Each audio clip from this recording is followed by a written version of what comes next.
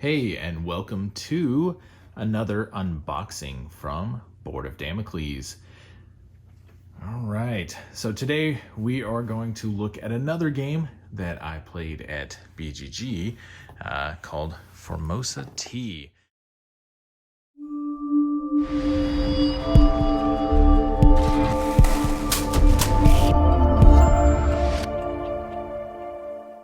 Design. So very cool. So let's take a look at what is inside. It is a really fun game where you do a little bit of some different mechanisms. We'll talk about that in a minute. So let's take a look. Okay, so as with Electropolis, you have rules in a language that I personally don't read. So okay. All right, but rules in English that I do read. All right, fantastic. So take a look. It is 2 to 4 players, plays in about an hour. It's going to take a little longer than that your first time, of course, just like everything else, 12 plus. But I think you could play it in an hour with 4 people. You'd be moving pretty quick. I think an hour and a half is definitely called for. It is a fun game. It's certainly worth your hour and a half, that's for sure. Okay, so let's take a look. Kind of like the other one, it just the pieces just pop out, and they are these are a little different. They're not kind of that white stock. They are the regular gray cardboard stock, but they are thick, and they do look good. The print is really outstanding. I love the art in this game. I think it's really well done. The graphic design is pretty good too. But yeah, the colors, the color palette that they chose is pretty great. So you've got your first player marker. There you go. So yeah, this is one of your weather system tiles. We'll take a look at the board. I'll explain a little bit of that in a second. So, all right, so we've got, set these to the side. We have some more punch boards, and these are your player boards. They are a really thick cardboard, so and look really good. They appear to be the same thing on both sides. I don't think there's anything different about them. All right, and might as well go ahead and take this one out too. So, because it's just gonna fall out. Okay, so this is the board, and it looks, like I said, it looks really great. I like it. Let's set it out here.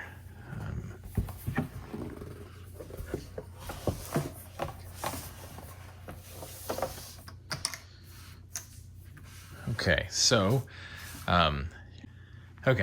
let me zoom in a little bit here on this spot here. So these are your tea plantations down here. These are going to be your weather systems that you'll change each round.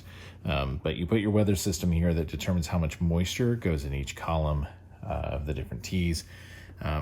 You've got these little tokens, and they'll go out at the beginning of the game. They go out on each of these, actually, and they'll have different colors. There's also an orange one as well. This is your black tea, your green tea, and there's also an oolong, and the oolong is an orange. And you will transfer those over to the processing, and depending on what type of tea you're bringing over, will determine which factory you send it to be processed, which determines how many steps there are in the processing and how much moisture can be removed, as well as how much flavoring can be added. And then down at the bottom here, that's off screen at the moment. Let me come back to that. There we go.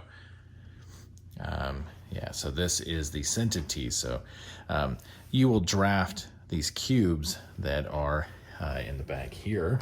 I've got these nice, fairly good sized wooden cubes. Again, same colors, orange, dark brown, and a green to represent the tea that you're bringing across. So the way this is going to work is you'll draft these, and when you draft them off of one of these plantations, let's say that, just kind of put a random sample out there. Let's say there's 3 on this one, and let's use just for grins. Let's say we'll put these 3 on this one. Okay. Okay, so you've got one of each color on this one. If you were to draft this one, you could, if you wanted, take all three, and you could take all three because they are different colors. And if you did that and you emptied it, you'd also be able to take this plantation marker. You'll use these again when you use scented teas.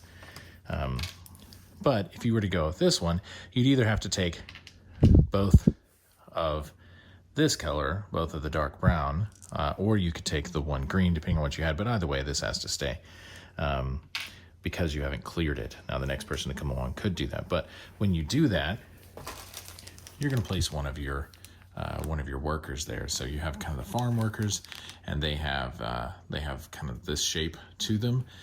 You also have the tea masters. These are your different colors, obviously. The tea masters have this shape. You can place both the farm workers and the tea masters here, but only the tea masters can be placed here in the processing in order to create your tea. It really is pretty great. So when you take this and you put them here, if you take 3, you get to move along the track 1. If you take 5, you get to move 2 spaces along this one of these technology tracks. Now the technology tracks, I should say, they're separate from these processing tracks. But the technology track allows you to get some benefits, allows you to do some different things, either instantaneously or towards the end of the game, allow you to capture some things. Down here at the bottom, this is your global market. You'll have some cards out to the side here. There's the back of the cards. Again, I love the art. It looks great. Front of the cards looks like this. So this particular one belongs to the oolong.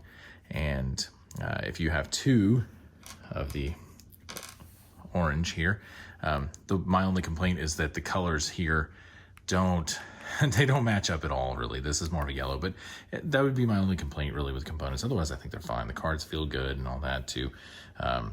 But you've got this. If you have 2 of these oolong cubes, you can sell it to this person on the global market.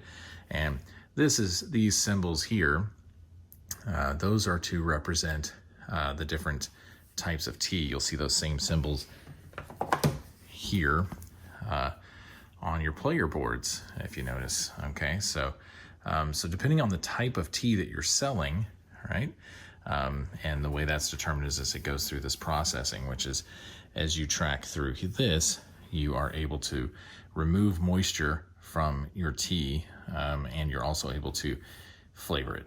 So at least that's the way it was explained to me. So either way, you sell it to the global market, and when you do, based on the type of tea you're selling, you could get, for this one, you get 8, or if it's a kind of a variety, a garden variety tea, you could do the 4.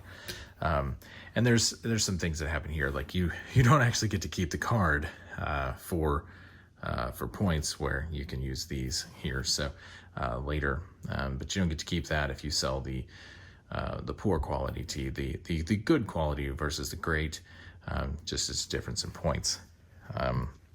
The other place you can go, and the quality of the tea doesn't matter, is in the domestic market. And as you move along the domestic market, based on what you put in determines how much you're going to get. You get to move along again one of these technology tracks here for green tea, black tea, or the oolong, and they will get you different benefits and different add-ons there. So really fun game. You've got a little bit of sales. You have kind of an Azul-like drafting mechanism there, as well as some worker placement in both, and a really neat little processing engine where you need to plan ahead in order to determine how you're going to remove the moisture and add the flavoring to the tea. And again, once you've got those teas here, you can choose to go into the scenting area here. Really fun. I really, really enjoyed this game. I really didn't think I was going to coming in, because I just felt like, okay, hey, it's making tea. Is that really exciting? I mean, I like tea. I prefer coffee, but hey, let's take a look at it. Sure, why not?